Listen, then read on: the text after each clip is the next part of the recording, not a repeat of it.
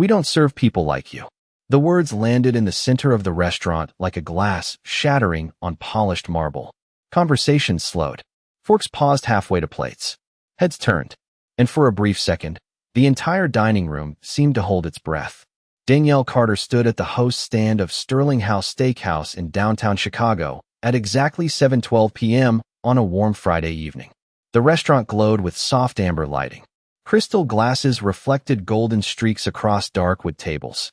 The scent of sizzling prime rib and fresh rosemary drifted through the air.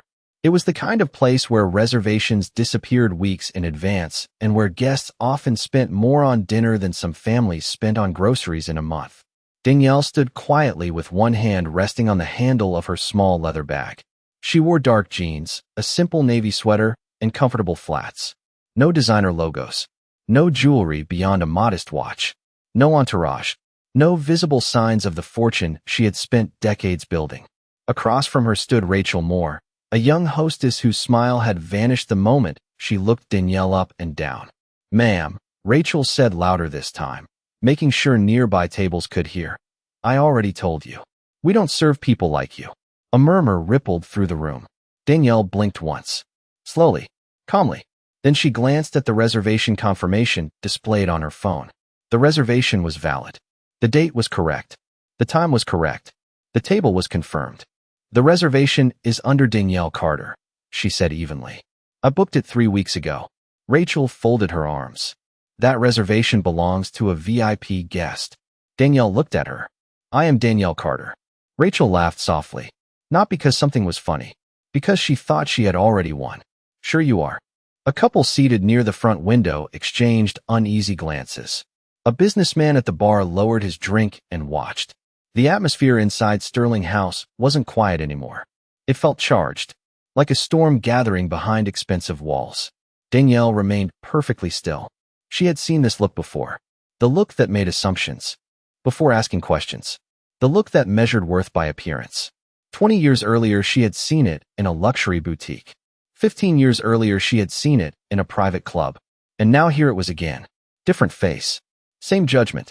Rachel leaned toward the computer terminal and tapped a few keys. "There's nothing else to discuss," she said. "Your name isn't on the list." Danielle watched the screen from across the counter. She knew better. The reservation was there. She knew it because she had personally received the confirmation. But something about Rachel's confidence suggested facts were no longer part of the conversation. Around them, guests continued watching. Not openly. Not yet. But enough.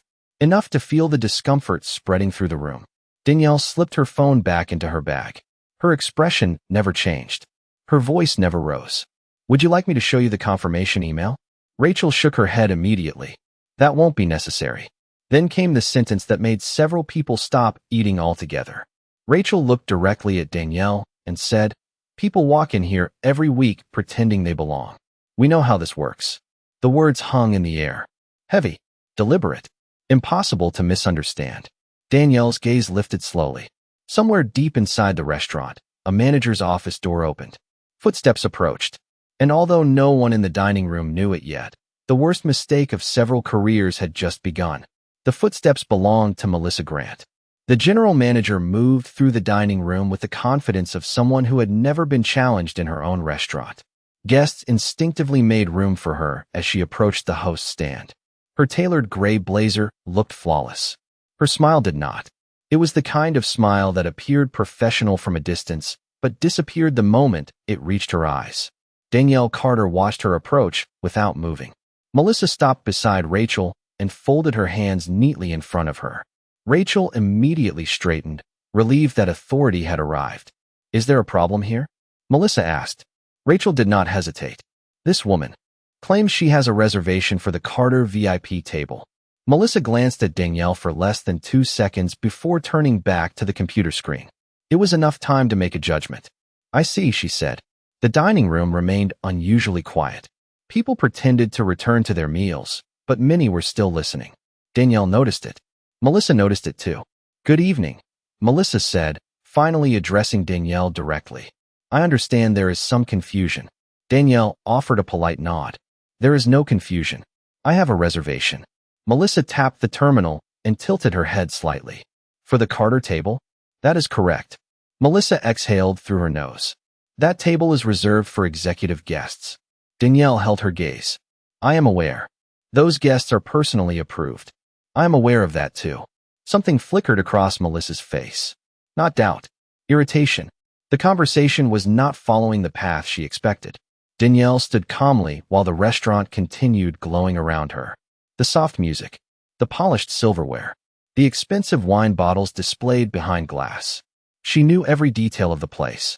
She knew the custom oak imported from Wisconsin. She knew the Italian stone used behind the bar. She knew the exact number of seats in the dining room. Yet at that moment, she was being treated like an outsider. Before we continue, where are you watching from? Drop your city or country in the comments below. And if you believe in dignity and justice, hit like and subscribe. These stories spark change, and we are glad you are here. Now, back to Danielle Carter. Melissa clicked through several screens. Then she leaned back slightly. I cannot verify your reservation. Danielle knew that was impossible. The reservation system had multiple confirmations and automatic backups. Would you like to see my confirmation number? Danielle asked. Melissa smiled politely. That will not be necessary. Several guests exchanged puzzled looks. Refusing evidence was never a good sign. Danielle remained composed. Years earlier, when she was 27, she had learned an important lesson during a difficult contract negotiation. The first person to lose emotional control usually lost the room. So she stayed still, calm, patient. Melissa lowered her voice. May I ask who made the reservation? Danielle almost smiled. I did. Rachel let out a small laugh. Melissa quickly hid her own amusement. Of course. Danielle noticed a young employee standing several feet away near a service station. Her name tag read Emily Torres. Unlike the others, Emily was not smirking.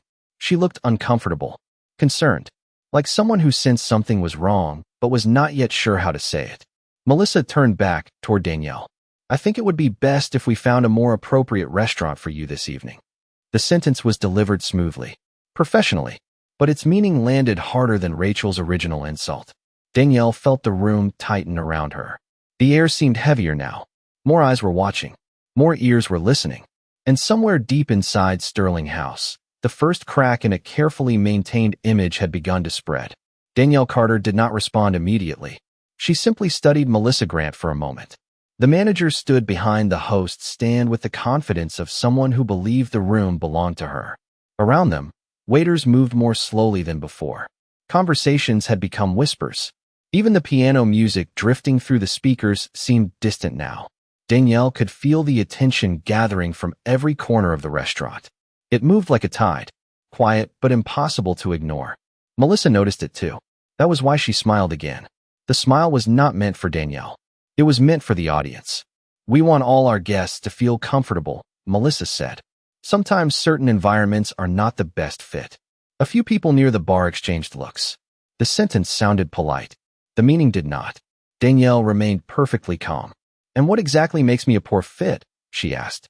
Melissa hesitated for half a second. It was the first crack. Then she recovered. This establishment has standards. Danielle nodded slowly. I agree. The answer caught Melissa off guard. Rachel shifted beside her, suddenly uncertain whether this conversation was going where they expected.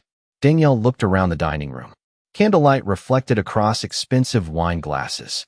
Men in tailored jackets laughed at distant tables. Couples celebrated anniversaries beneath hanging chandeliers. Everything looked elegant. Everything looked refined. Yet beneath the polished surface, something uglier had begun to reveal itself. Melissa folded her arms. Perhaps there has been a misunderstanding with the reservation system. Perhaps, Danielle replied. Then let us verify it. Melissa did not move toward the computer. She did not check the confirmation number. She did not ask for identification. Instead, she doubled down. The table is unavailable. Danielle knew it was empty. She could see it from where she stood. The Carter table sat in the center section of the dining room beneath a custom light fixture. For untouched place, settings waited there. No guests. No reservation card. Nothing. The lie hung in plain sight. A businessman seated nearby noticed it too. He glanced from the empty table back to Melissa and frowned. Emily Torres noticed his reaction. The young employee stood frozen near the service station, holding a tablet against her chest. Her eyes moved between Danielle and the host's stand. Something was bothering her. Danielle could see it. Emily looked like someone carrying information she was afraid to speak aloud. Then Rachel leaned toward Melissa and whispered something. The whisper was supposed to remain private. It did not. She does not look like someone who books that table. The words reached more ears than Rachel intended. A sudden silence followed. Danielle heard it. So did everyone else within 20 feet. Rachel's face immediately reddened. Melissa shot her a warning glance, but the damage was done. The thought behind the treatment was no longer hidden. It had stepped into the light. Danielle inhaled slowly. Years of experience had taught her something valuable. People often revealed themselves when they believed they held power. They stopped pretending. They stopped filtering. They showed exactly who they were. Melissa straightened her jacket and decided to push further. "Ma'am, I think it is time for you to leave." The words landed harder than the first insult. Several guests visibly stiffened. One woman near the front entrance lowered her menu completely. Another guest quietly picked up his phone. Danielle noticed the movement. The restaurant was changing. Witnesses were becoming observers. Observers were becoming participants. And standing only a few feet away, Emily Torres finally looked toward the reservation terminal with a growing expression of concern. Because unlike everyone else at the host stand, she knew something they did not know yet. The reservation was real. The name was real. And the woman they were trying to remove had every right to be there. Emily Torres stared at the reservation terminal as if it had suddenly become the most important screen in the building. Her heartbeat felt louder than the music drifting through the restaurant. She had worked at Sterling House for almost 3 years. Long enough to know how the system worked. Long enough to know when something did not make sense. And nothing about this situation made sense. The reservation was there. She had seen it earlier that afternoon while reviewing the evening seating assignments. The Carter table had been marked with the highest internal designation available. Executive priority. Confirmed. Locked. Untouchable. Yet somehow Melissa Grant and Rachel Moore were acting as if it did not exist.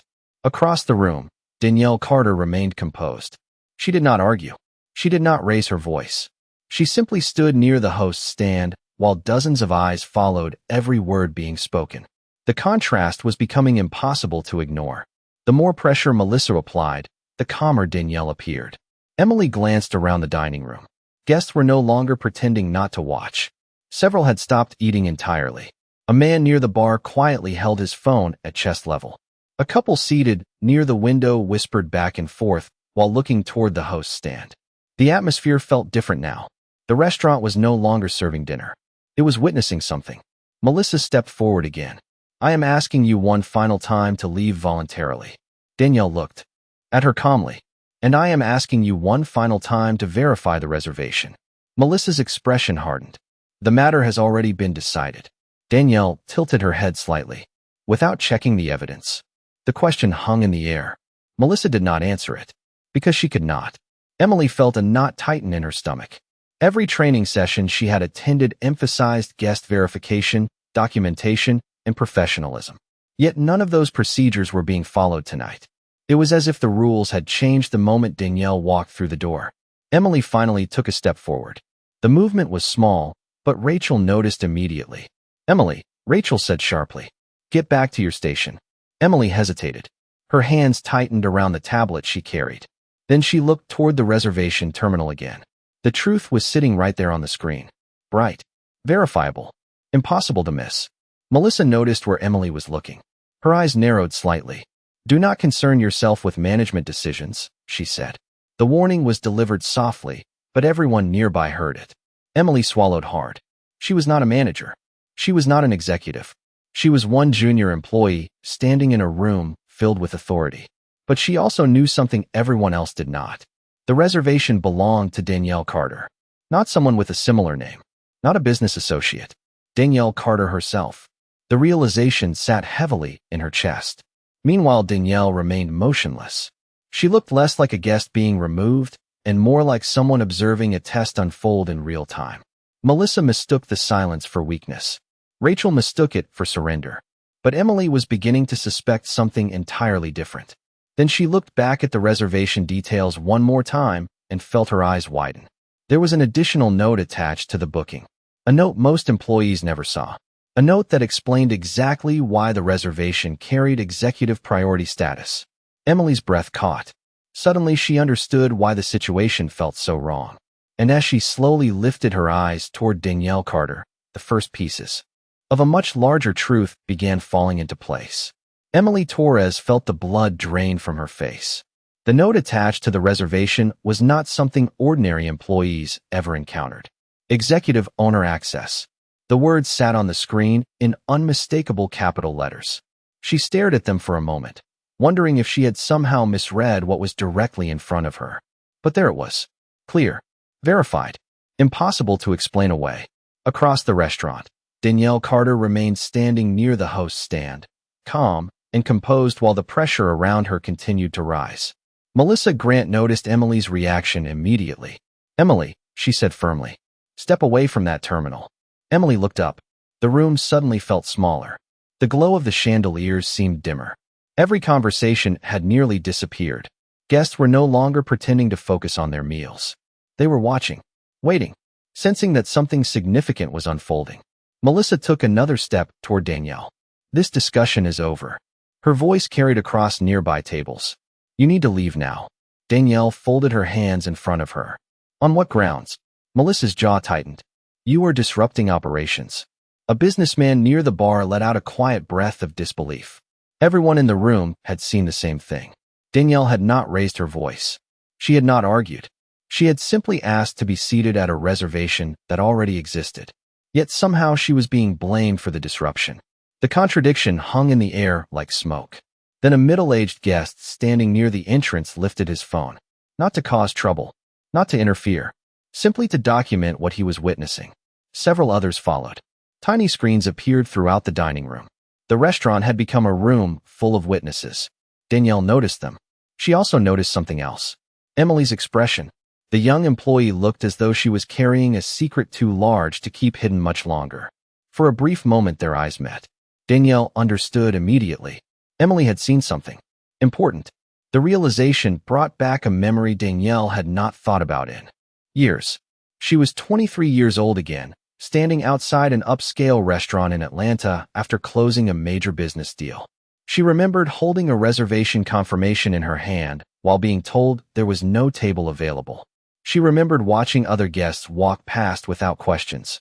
She remembered sitting alone in her car afterward, eating takeout from a paper container while staring at the restaurant lights through the windshield. Back then she had promised herself something. If she ever gained enough influence to change these experiences for others, she would. The memory faded. The present returned. Sterling House came back into focus. The polished floors. The silent tables. The nervous employees. Melissa crossed her arms. "Security can assist if necessary." The statement was delivered smoothly, but it landed heavily throughout the room. Several guests exchanged uncomfortable glances. Danielle remained still. She looked less like someone being removed and more like someone observing the final stages of an experiment. Then Emily took a breath. A deep one. The kind people take before stepping into uncertainty. She looked at Melissa, then at Rachel, then back at the reservation screen glowing beside her. And for the first time that evening, she seemed ready to choose between protecting her job and telling the truth. Emily Torres finally stepped forward. The movement was small, but in the silence of Sterling House it felt enormous. Melissa Grant turned immediately. Rachel Moore froze beside the host's stand. Every eye in the dining room seemed to follow Emily as she approached the reservation terminal. Her hands trembled slightly, but her voice did not. "The reservation is real," she said. The words landed with surprising force. Melissa stared at her. "Excuse me." Emily swallowed once. "I checked the system. The reservation is active. It has not been canceled. It has not been reassigned. The Carter table belongs to Ms. Carter." A ripple moved through the restaurant. Guests exchanged looks. Someone near the bar quietly whispered, "I knew it." Rachel's face lost color. Melissa recovered quickly. Too quickly. "You are mistaken," she said. "You are not authorized to interpret executive reservations." Emily looked back at the screen. "I am reading exactly what the system says." Danielle Carter remained calm. She did not interrupt. She did not rescue Emily. She simply observed. The young employee had reached a crossroads, and Danielle knew that moments like these revealed character more clearly than titles ever could. Melissa stepped closer to Emily. Return to your station. Emily hesitated. Then she shook her head. The gesture was barely noticeable, but it changed everything. For the first time that evening, someone inside Sterling House had openly challenged the narrative. The room seemed to exhale. A businessman near the front nodded slightly. A woman seated beside the window lowered her phone and listened even more carefully. The balance of the evening was beginning to shift. Danielle reached into her bag and removed her phone. The movement was slow and deliberate. Melissa noticed immediately. "Who are you calling?" she asked. Danielle unlocked the screen. "Someone who should be aware of what is happening here." Melissa laughed softly. "A lawyer?" Danielle's expression never changed. "No." She selected a contact and placed the call. The line connected almost instantly. "Nicole." Her voice remained calm. On the other end, Nicole Bennett responded without hesitation. "Good evening, Miss Carter." Several people near the host's stand looked up. Something about the tone felt different. Professional. Precise. Danielle glanced around the restaurant. "Activate Protocol 7. The words meant nothing to most people in the room. But Nicole answered immediately. "Understood. Beginning review now." The call ended. Danielle slipped the phone back into her bag. Melissa folded her arms. "That was supposed to impress me?" Danielle looked at her quietly. "No." The answer lingered in the air. Melissa smiled, but uncertainty had begun creeping into the edges of her confidence. Meanwhile, nearly 6 miles away, inside a modern corporate office overlooking the Chicago River, computer screens flickered to life. Internal audit alerts appeared. Personnel records opened. Historical complaints surfaced. Timestamps, guessed. Reports and management decisions began moving across monitors. Protocol 7 was no dramatic announcement. It was something far more dangerous. It was documentation. Back at Sterling House, nobody could see the machinery beginning to turn behind the scenes. Nobody except Danielle. She stood quietly beneath the warm restaurant lights while the evening continued unfolding around her. The guests saw composure. Melissa saw resistance. Emily saw the truth. And somewhere beyond the walls of the restaurant, a process had already begun that no one inside could stop. The uncertainty that had been creeping into Melissa Grant's expression finally became visible.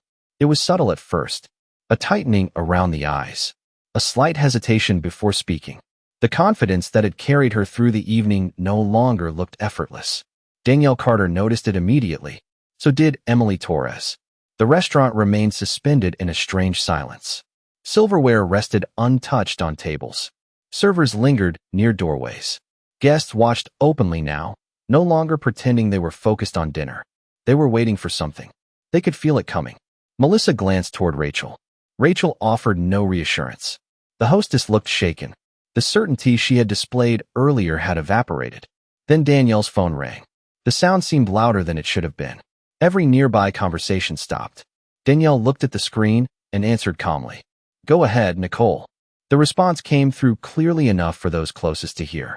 Protocol 7 review is complete. We have confirmed multiple policy violations during the last 30 minutes.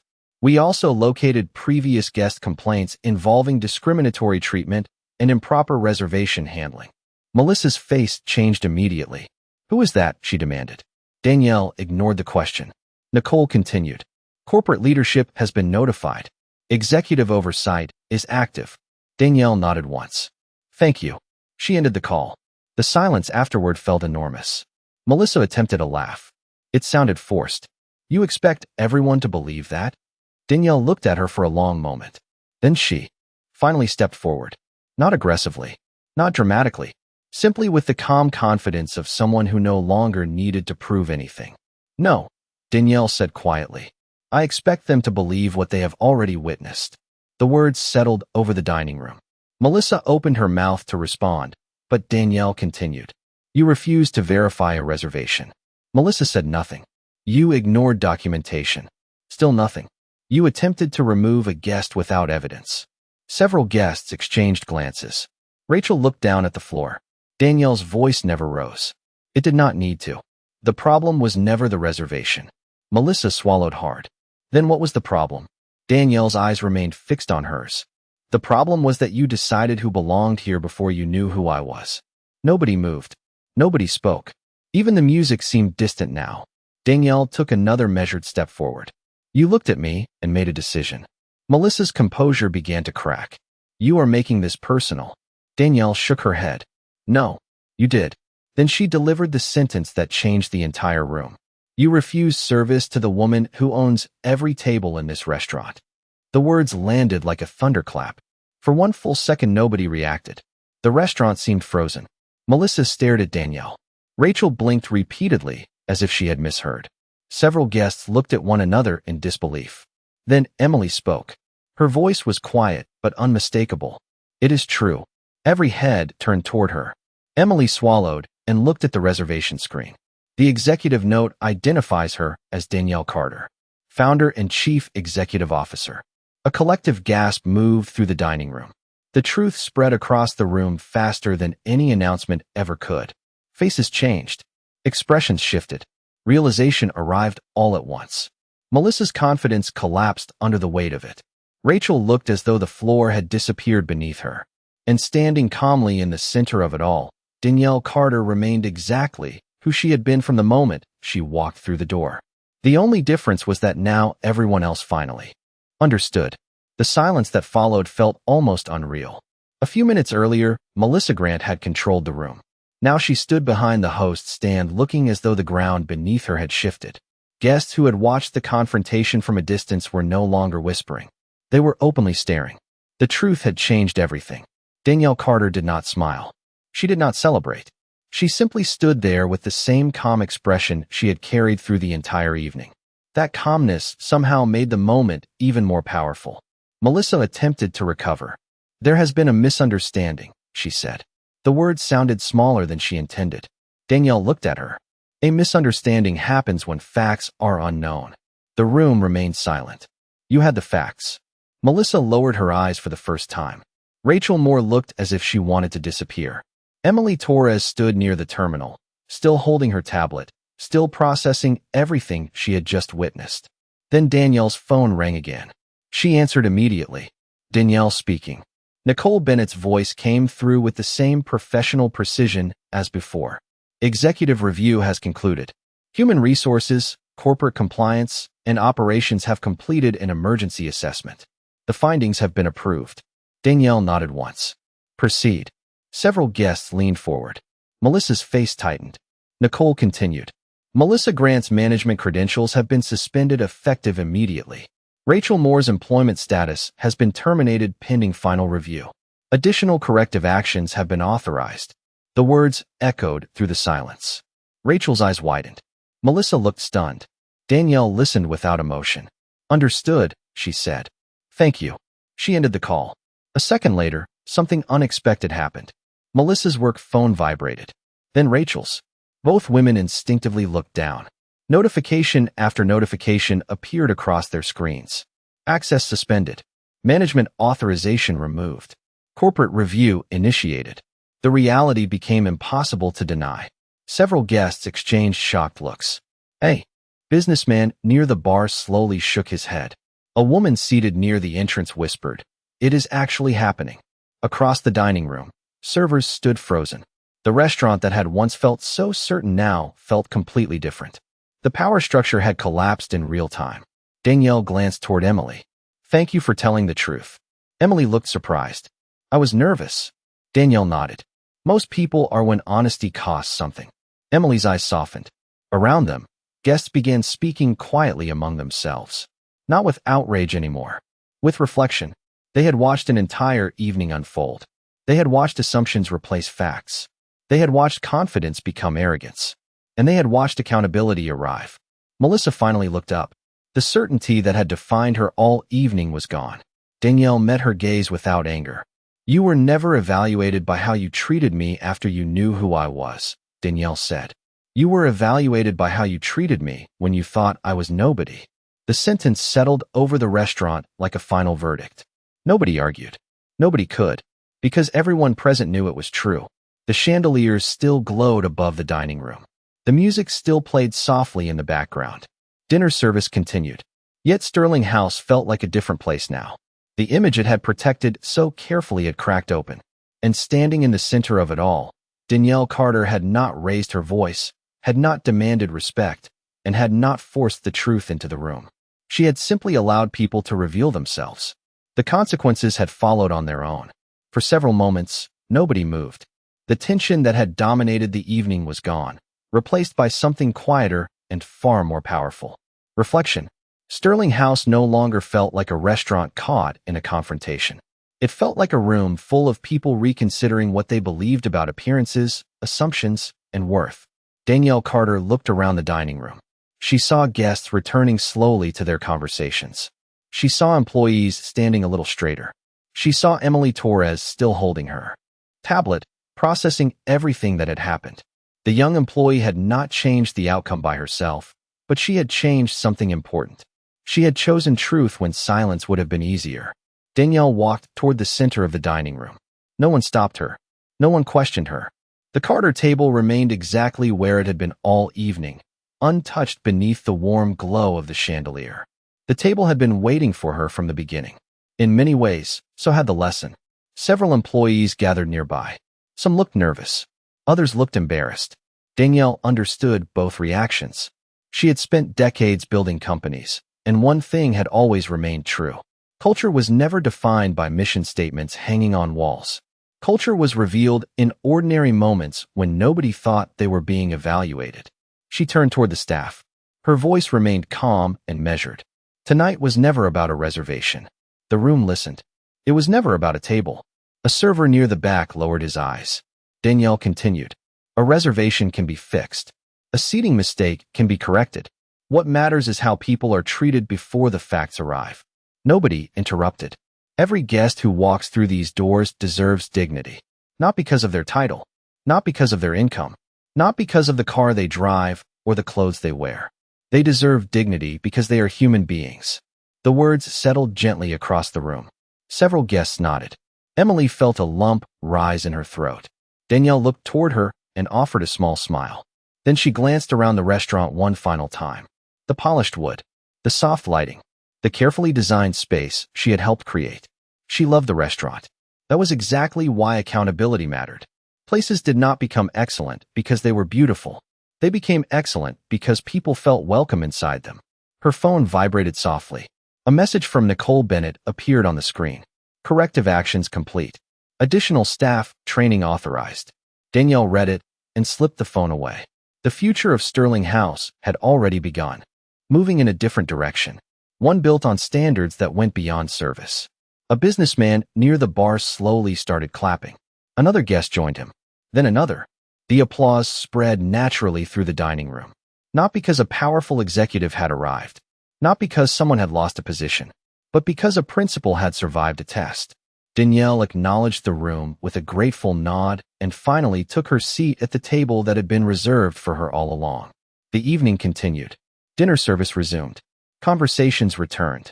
Yet nobody present would forget what they had witnessed. And as the warm lights reflected across crystal glasses and polished silverware, one truth remained long after the confrontation had ended. Danielle Carter had not raised her voice. She had raised the standard. And in the end, that changed everything.